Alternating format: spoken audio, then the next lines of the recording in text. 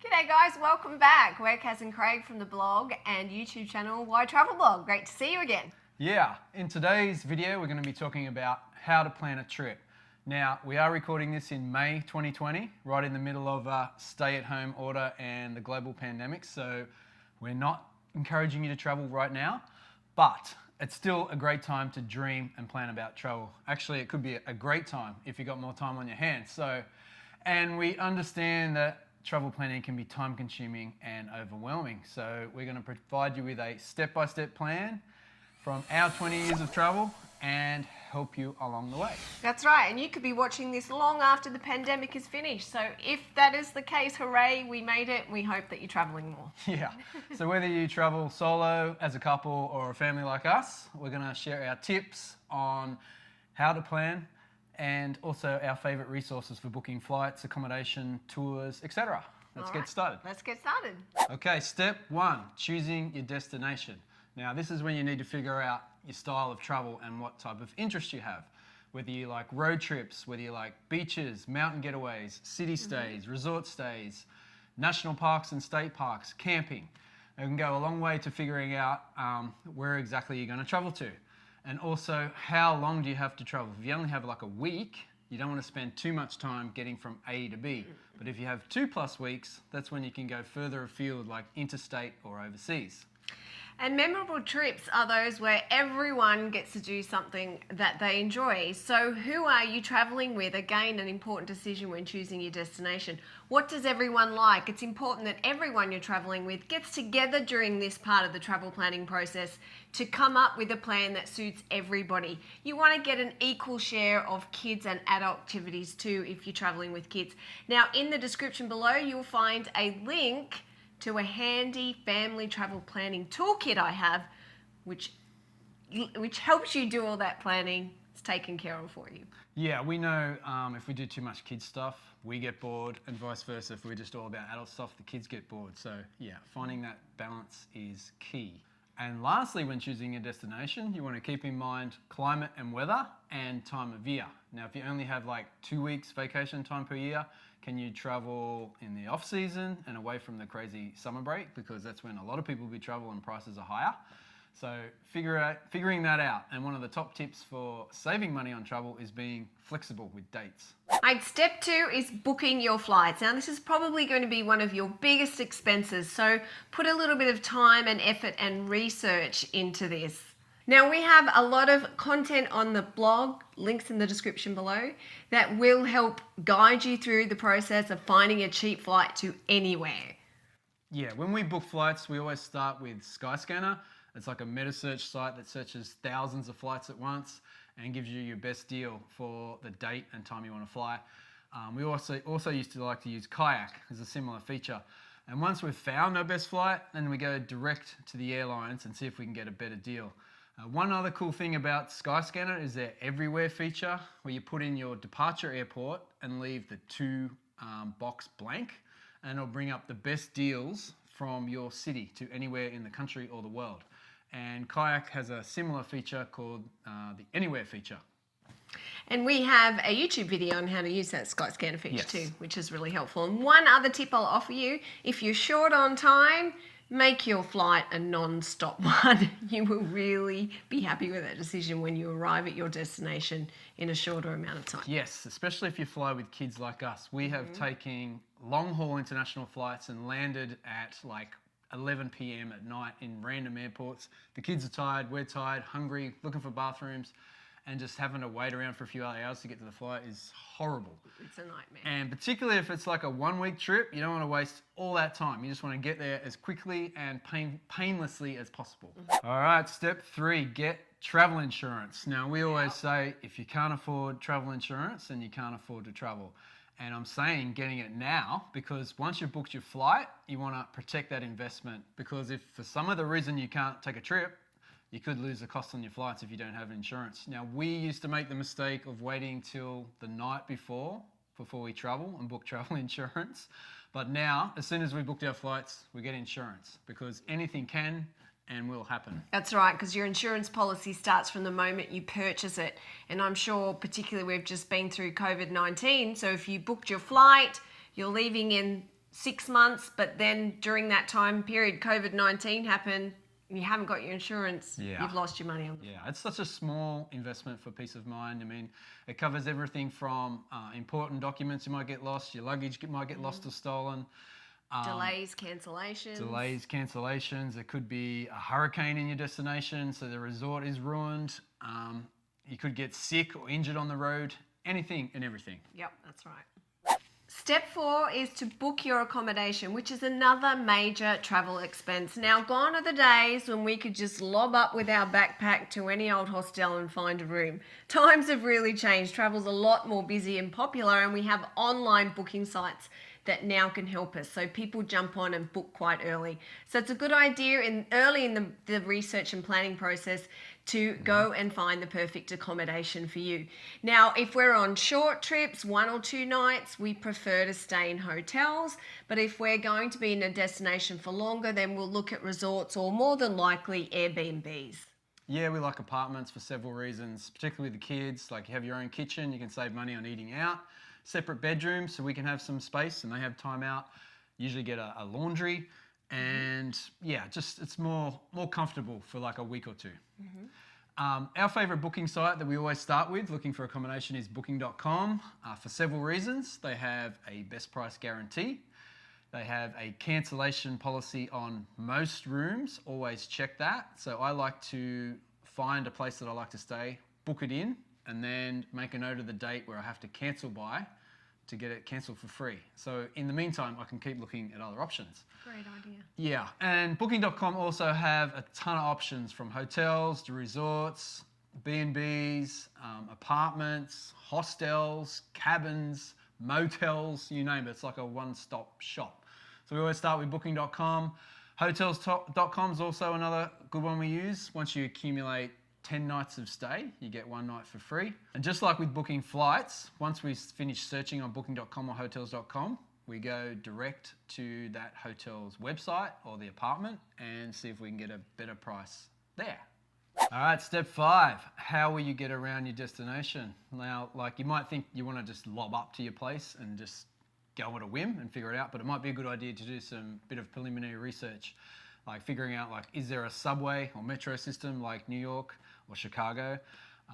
What else is there public transport? Is there buses? Is there Uber? Is there Lyft? Is there bike share program? Is the destination walkable and you can walk to a lot of places? Again, like New York, like a grid system, easy to get around.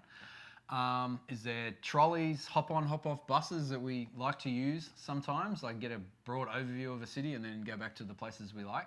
So yeah, so figuring out your transport options ahead of time, particularly if you're on a short visit, can be helpful. Save you a lot of time and money. Yeah. Okay, so step 6 is figuring out the things you want to see and do. Now, some people love to wing it, turn up in a destination and walk around and just find what they can discover. That's good. Leave some time in your itinerary to just do that impromptu discovery. But it is a good idea to do some research to figure out what is it you want to do in the destination. That's why you're going there. So look at museums, attractions, popular attractions. You're going to want to book them ahead. Some of them can be very busy. I think Alcatraz, we had to book a week or maybe even longer ahead because they do book out quick. Yeah, it can be crazy. I think it's like weeks in the summertime. Yeah, so really do some good research of that with the very popular attractions. Something that we love when we turn up to popular cities is we love to get the discount tourist attraction cards. Sightseeing Pass is our favourite one because they offer a lot of quirky local attractions too and walking tours and things like that. But basically, it's a card that you pay a one-time fee on, and then you get access to a number of different attractions within that city. So if you do intend on visiting multiple attractions in a destination, it really can save you a lot of money. It saved us hundreds in New York. Yeah, we did it effectively in New York City, San Francisco, Seattle, and New Orleans. Yeah, so they're really good. So keep an eye out for those. Yeah, other resources we like to use for figuring out what to see and do in a destination, blogs, travel blogs like ours, tourism websites, guidebooks, like we love Lonely Planets. We grew up with Lonely Planets. They're still our go-to guidebook. Friends and family who might have been to the destination and have recommendations. So you can do that through Facebook or Instagram or even Twitter. Locals, once you're in a destination, we love Yeah, we getting love that. tips off the locals. They always know the best places to eat and drink and hidden secrets and stuff like that, where to see a sunrise, sunset. Hotel bellboys or concierge, we get a lot of great tips from them as well. We had a guy bring our bags up to our room in San Francisco, and he honestly was probably there for like 20 minutes just giving us all these awesome tips. It's really good. I don't think it was working the tip angle too much, but he was just really friendly he's and just very helpful. helpful, He was just friendly. passionate about his area. But yeah, there's endless resources for finding out what to do. And if you're on a road trip, we always stop at the rest areas. They have great, maps, free booklets, and also coupons and stuff too for deals on accommodation or tours or sometimes restaurants. Yep, and you can find them online as well for when you're doing the research part, when you're not actually on the road. Yeah. Okay, step 7 is figuring out where you want to eat and drink. Now that we no longer travel full time, I am determined to list out every place we're going to eat and drink before we go on our trip, because I can't tell you how time consuming it is if you are on your trip trying to figure out where to eat each day. It will waste so much of your time that you could better spend getting out exploring the area. Yeah. So do your research. It's stressful, particularly with kids, and everyone's got different eating habits, and we've got gluten-free preferences. It's tough. And one great example, I recently did a 3-day getaway to Tucson, and I had every breakfast, lunch, and dinner planned and booked, knew where I was going before the trip, and it just flowed beautifully. Saved me so much time. I could just go and see the place. It's so good. You can just turn up at lunchtime and know where you're going, and you could probably even research the menu already, so you probably already decide what you want to eat. Yeah. Okay, so resources for finding places to eat and drink. Again, blogs like ours, or just research the destination. Guidebooks again. Pinterest is big for food. A lot of great food stuff on Pinterest for destinations. Yelp, obviously in the US, is a big thing. We haven't spent a lot of time on Yelp. Wasn't a thing when we were growing up in Australia, but you can get some great tips on there. Open Table is also obviously a booking platform for restaurants and have a lot of personal reviews, so that can be helpful. Again, people in the hotel, when you're checking in, or hotel concierge, they obviously probably live in the area, grow up in the area, they know some local insights. Or just when you're out and about exploring the place each day, we always ask someone in the shop, where's the best coffee in town, or where's the best hamburger, like this. So yeah, and friends and family again, if they've already been to the destination and they know your style, that's very helpful. Hashtags on Instagram and Twitter can also be a good place to get amongst the conversation. Yep, everyone loves to give food recommendations. Yeah. Alrighty, step 8, check your passport. Now, if you're going overseas, most countries require that you have 6 months validity on your passport. And if you don't, and you need a new passport, give yourself plenty of time. It can take up to 2 or 3 weeks to get a passport, less if you want to spend more money, but they're expensive as it is. Yeah, super stressful if you realise your passport's not valid and your trip's so coming up. plan ahead, ahead of time. You don't want to be coming up to your flight date and your passport's not back. That's right. And then following on from that, step 9 is to know your visa requirements. You don't want to turn up in a country and then be turned away because you don't have the right visa.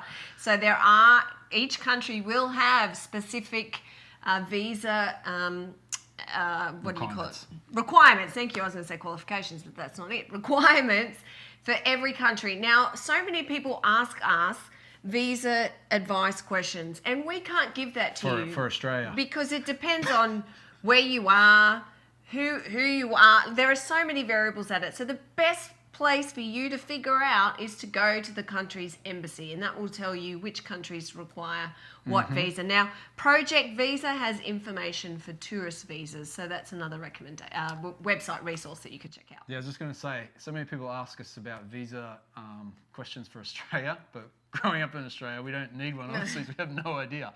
But another example is like the visa waiver program from the US. You can just come in for 90 days and you're sweet.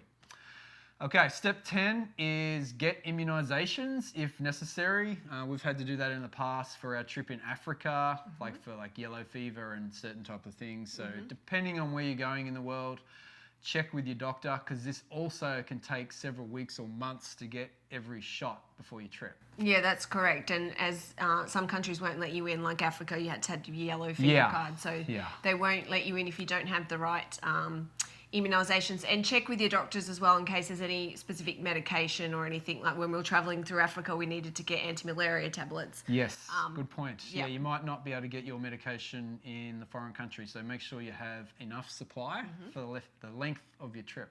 Step 11 is make copies of your important documents. I don't know how many times we've been somewhere, like recently in Moab, trying to get insurance organised for our Jeep, not being able to find our insurance documents for our car and having to search through threads of emails to try and find it. It was truly a nightmare. Annoying. So be organised, don't be like us. Yeah. And take copies of all, scan them into your computer. You can scan them into Google Drive so you can easily access it. Create a folder called travel documents, and then you can simply find it.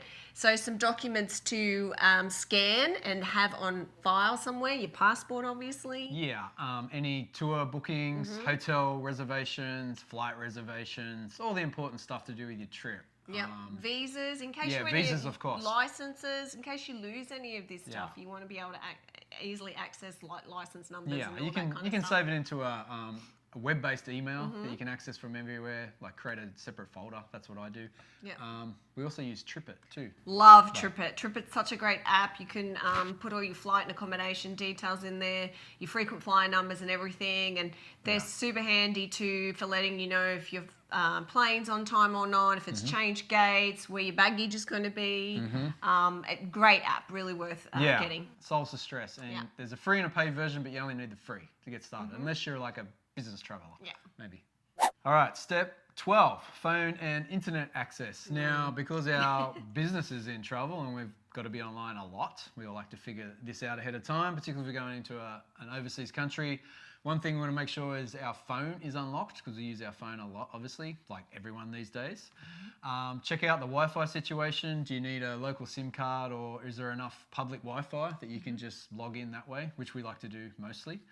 Have your accommodations got Wi-Fi? What's the story with that? Yeah, just depending how much you need to be online. And we also encourage you to get offline as much as possible and be present in the destination. Yeah, absolutely. I'm actually really surprised now by how much it is a priority for people when they travel and how much they want to find the Wi-Fi. And I know we're like that, but it's because of our business. We kind of, I guess, have to. But otherwise, I wouldn't worry so much. But and apparently, it's the number one thing that people look for now when searching for hotels. Oh, I was just going to say, when I'm looking for a hotel and you got you filter down your properties, it's the first box I tick, free Wi-Fi, and it's so frustrating. You can stay in like a 4 or 5 star hotel, and sometimes you got to pay for Wi-Fi. But back in the day, when we used to stay in cheap hostels, it was for free. It's like so frustrating. And to that point too, if you join a hotel's loyalty program, you often get the free Wi-Fi. Like Hilton, you'll get the free high speed Wi-Fi. Yeah, we're in the Hilton and it's free to do Honors that. Rewards program, and that's Hilton properties all over the world and their sister properties. And there's a ton of properties for Hilton for all budgets, so you're sweet. Yeah. And then obviously there's like, Starbucks or libraries or... Yeah, libraries are great.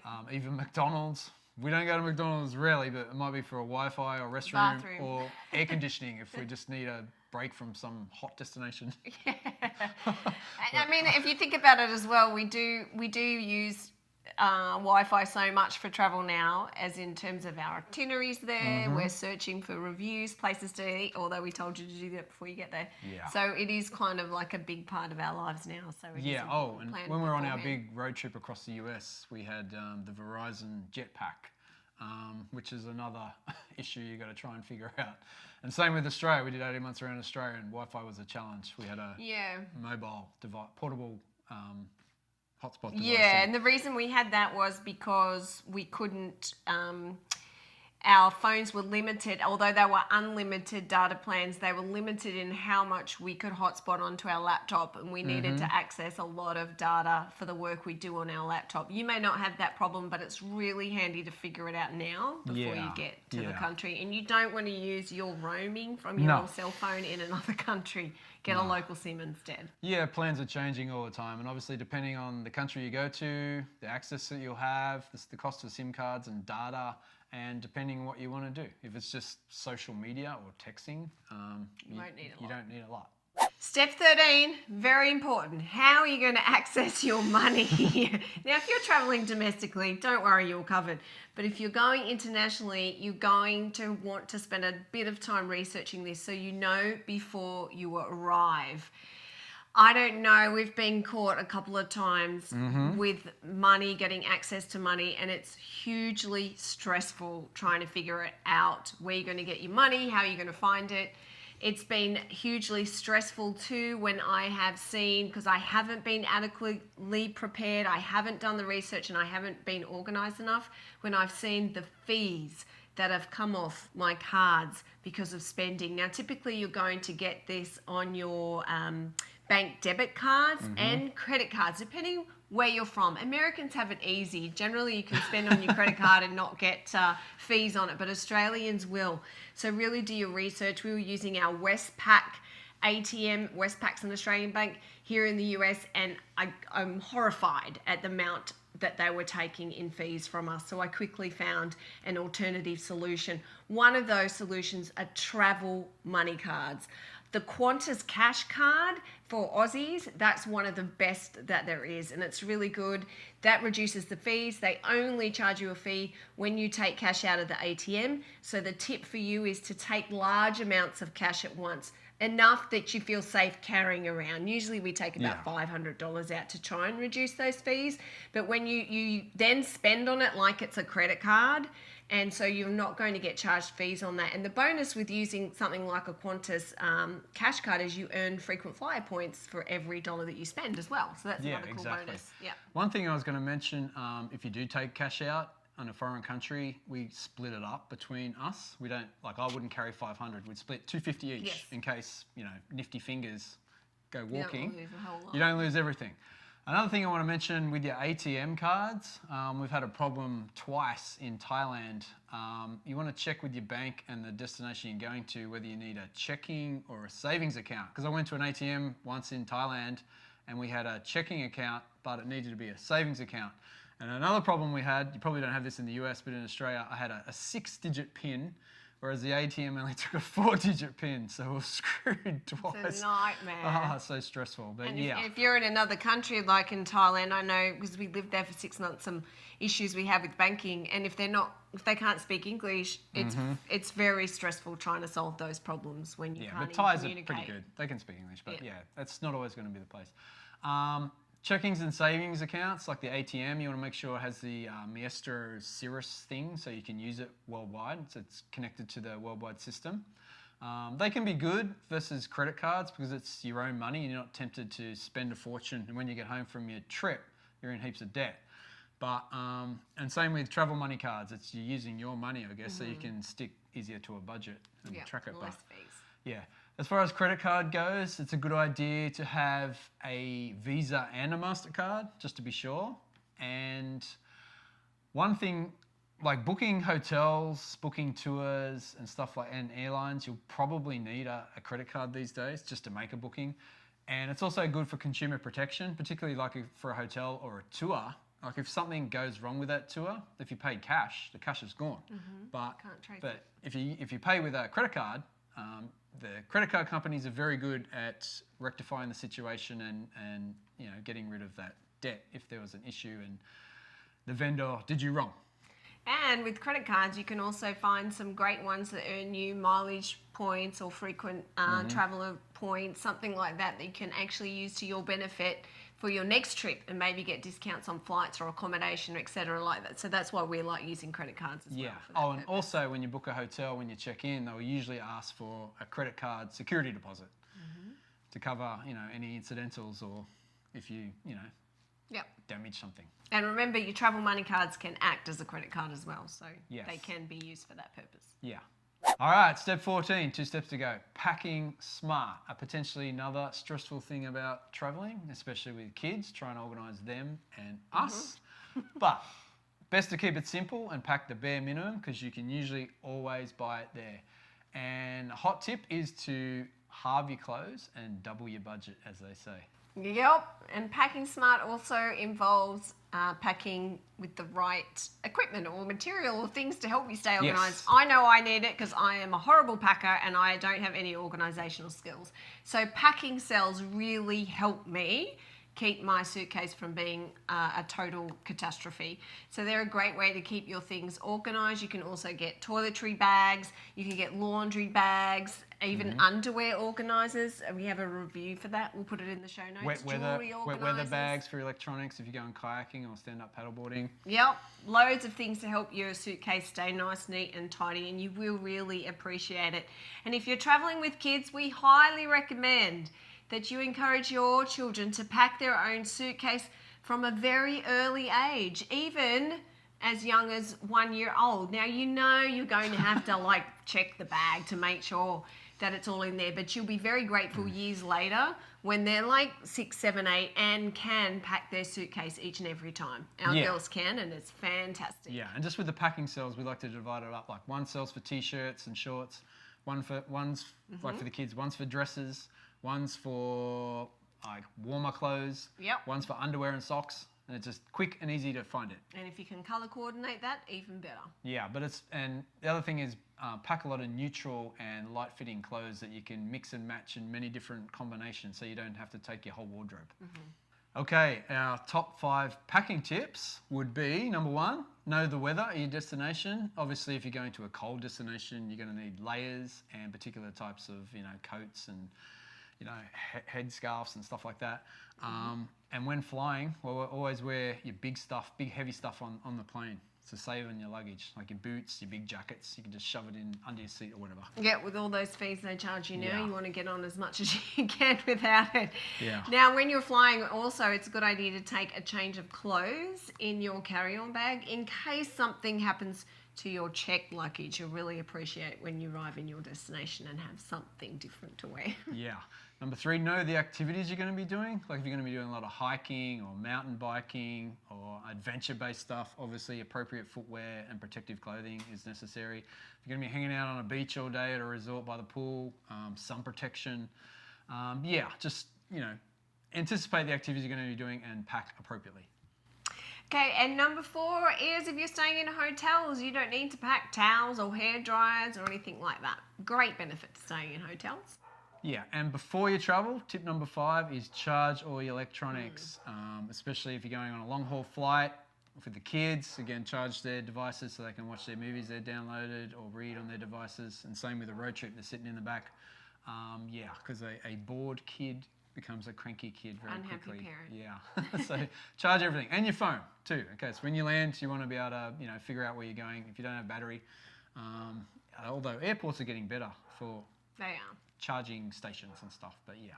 And step 15, our last step, you're almost ready to go. And this is where you want to confirm your flights and check in online. Actually, I'm not sure I've ever really confirmed flights. I've been told to do that many, many times. But now we use TripIt. We don't have to. As I mentioned before, TripIt's a great app that keeps you updated with what your flight's actually doing. So you don't need to ring the airlines anymore and necessarily confirm that they are flying on time because TripIt will tell you. Yeah, but quick funny story on that. Not confirming flight departure times. We had been away from Australia for like 3 years. 5 years. 5-year honeymoon. We've got a podcast about that too, by the way. We're in Thailand. We're sitting in Bangkok at a bar, flying home to Sydney. My family had taken a 1-hour train ride to Sydney, booked hotels, were staying overnight, giving a big welcome back. They haven't seen us for years. We're sitting in a bar in Bangkok, having one last drink and celebrating all the memories. Meanwhile, our plane is taking off overhead. We thought we were flying out at 10 p.m. at night, but our plane actually took off at like 6 p.m. We get to the airport and we're like, where is everybody? What's going on? So I had to make a phone call back home. It was the middle of the night in Australia. They were in the hotel. Spoke to Mum and said, we're not going to be on the flight tomorrow. Sorry. I don't think we could get a flight for 2 days later either. Yeah, exactly. So it just flowed on. Double check your departure times and get to the airport in time. Yes. Now we have Tripper. We don't have to worry. All right, that's it, guys. And just wrapping up, like you've done all the planning, you booked all your trips, your accommodation, your tours and stuff. Now it's time to go away and just have an awesome time. Have a good time. Create awesome memories. Our motto is accumulate memories and moments, not just possessions. And we like to do that through travel. And yeah, be sure when you're away, don't spend your whole time looking through your phone or your computer. Be present, experience the place. Talk to the locals, do the activities, get amongst it. Yep, and now that you have, you're going to follow these 15 steps that we give you, you're going to be really organised and ready to go so that you will have more time to just relax and enjoy it. And be sure to go away and do local stuff. Try out a new food, a local food, a new activity. Don't expect everything is like it is at home. Otherwise, what's the point in going away? That's right. Thanks so much for joining us, guys. Be sure to subscribe to our channel if you haven't already. Like this video, share it with a friend. Who do you know who's planning on travel? Perhaps they're going for the first time. Share this video with them. Check out the show notes, the description below. We have a lot of content on each of the steps that we've just shared with you. So you can dive deeper into that for more step-by-step plans. Yeah, keep dreaming, keep planning, and make it happen. See you in the next video.